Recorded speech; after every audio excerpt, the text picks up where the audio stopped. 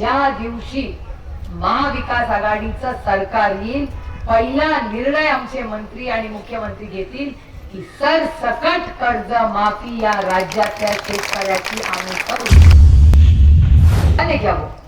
कोण फोन करतं मला माहिती नाही, पण धमक्यांचे फोन येतात असे सगळे म्हणतात. मी नाही कोणाला घाबरत. मी का नाही घाबरत? कारण का मी माझ्या विठ्ठलाची भक्त आहे. मी रामकृष्ण हरी. मला उत्तर द्यायचंय तुम्हाला आणि माझ्या पांडुरंगाला. आणि मी 15 वर्षात मिंदी नाहीये.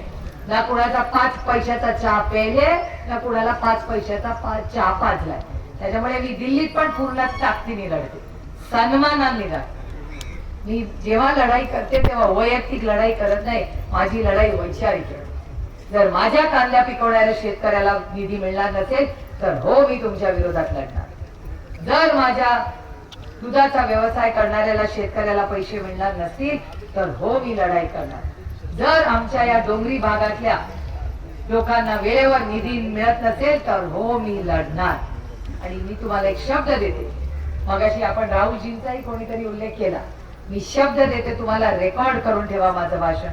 ज्या दिवशी महाविकास आघाडीचं सरकार येईल, पहिला निर्णय आमचे मंत्री आणि मुख्यमंत्री घेतील की सरसकट कर्ज माफी या राज्यातल्या शेतकऱ्याची आम्ही करू. हे रेकॉर्ड करून ठेवा भाषण. कारण का आज शेतकरी अडचणीत आलाय का? तो आलाय. तो फक्त महाराष्ट्रातला नाही, काश्मीर टू कन्याकुमारी आले. कोविडच्या काळामध्ये तुम्हाला आठवत असेल, कोविडच्या काळात सगळं देश नाही जग लॉकडाऊन मध्ये होतं. एक माणसाला 1 दिवसाची सुट्टी नव्हती. तो म्हणजे या देशाच्या काळ्या मातीशी इमान राखणारा शेतकरी होता, ज्यांनी लॉकडाऊन मध्ये घरी बसला नाही. त्यांनी कोविडची चिंता नाही केली, त्यांनी आजाराची चिंता नाही केली, पण तो कष्ट करत राहिला.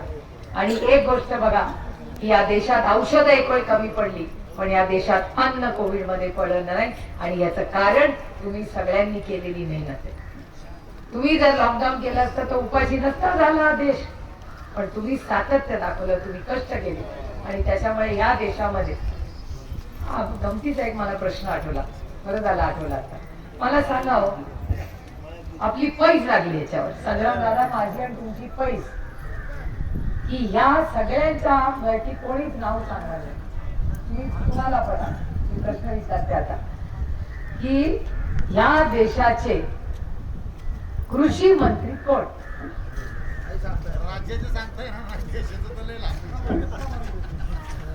मला सांग, कोण म्हणते? पवारसाहेब. पवारसाहेब असते ना तर कांद्याला भाव मिळाला असता, आता दिवसच आला नसता.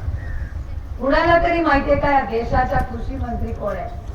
काही कोण आहे कृषी मंत्री? बोलो. कुणाला काय माहिती नाही. या देशाचा फुल टाइम कृषी मंत्रीच नाही. हा कृषी प्रधान देश आहे, पण एक फुल टाइम कृषी मंत्री नाही. आज एक मंत्री आहेत ज्यांचं नाव अर्जुन मुंडा आहे. ते कृषी मंत्री आहेत, पण त्यांना अर्ध खातं फक्त बघायला दिलं. असं चालेल का या देशात? मला सांगा. म्हणजे किती गांभीर्य आहे. आज जे तुमच्याकडे मतं मागायला येतात त्यांच्या बाजूनी हा प्रश्न तुम्ही विचारला पाहिजे की तुम्ही मतं मागताय, पण आमच्या कांद्याला भाव कुठे? आमच्या सोयाबीनला भाव कुठे? आमच्या दुधाला भाव कुठे? आमची कर्ज. आणखीन एक गोष्ट तुम्हाला सांगते, तुम्हाला माहिती असली पाहिजे की या देशातल्या उद्योजकांची कर्जमाफी झाली आहे. तुम्हाला माहिती आहे? आणि 1-2 हजार रुपयाची नाही, 10 लाख कोटी रुपयाची. किती? 10 लाख कोटी रुपयाची सरसकट कर्जमाफी, ज्याला NPA म्हणतात. त्यांच्या भाषेत, सोप्या भाषेत ती कर्जमाफी. 10 लाख कोटी रुपयाची कर्जमाफी उद्योगपतींची करू शकता. तर 1 लाख कोटी रुपये तुम्ही आमच्या शेतकऱ्यांना देऊ शकता नाही. आम्ही एकच मागतो, त्यांना 10 द्या, आमचं काही म्हणणं नाही, पण 1 लाख आम्हाला द्या. आणखीन एक बातमी तुम्हाला माहिती आहे ना, विजेचा दर वाढलाय.